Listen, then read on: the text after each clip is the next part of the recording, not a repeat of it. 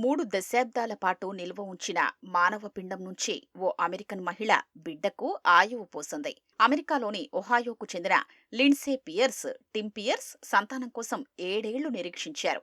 వారి ప్రయత్నాలేవీ ఫలించకపోవడంతో Linda orchard అనే మహిళకు సంబంధించిన పిండాన్ని స్వీకరించాలని నిర్ణయించారు. మొదట్లో పిండం వయసు విని ఆశ్చర్యపోయిన ఆ జంట తరువాత అంగీకరించి శిశువును పొందారు.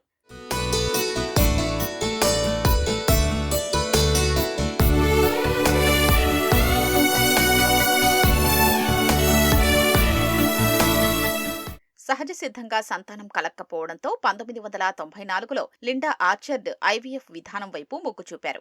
ఇందుకోసం వైద్యులు ఆమె అండాలు, ఆమె భర్త వీర్య కణాలతో ఫలదీకరణ చేయించి 4 పిండాల్ని వృద్ధి చేశారు. ఇందులో ఒక పిండం ద్వారా లిండా ఆర్చర్డ్ ఆడ సంతానాన్ని పొందితే మిగతా 3 పిండాల్ని భద్రపరిచారు. భర్త నుంచి ఆర్చర్డ్ విడిపోయినప్పటికీ ఆ పిండాల్ని వదులుకోలేదు. వాటిని పరిశోధనకు లేదా గుర్తు తెలియని కుటుంబానికి దానమివ్వడం ఆర్చర్డ్కు ఇష్టం లేదు. పిండాల్ని భద్రపరిచేందుకు ఆమె ఏటా వేలాది డాలర్లను చెల్లించారు. తరువాత ఒక క్రిస్టియన్ పిండ దత్తత కేంద్రం వాటి బాధ్యతను స్వీకరించింది.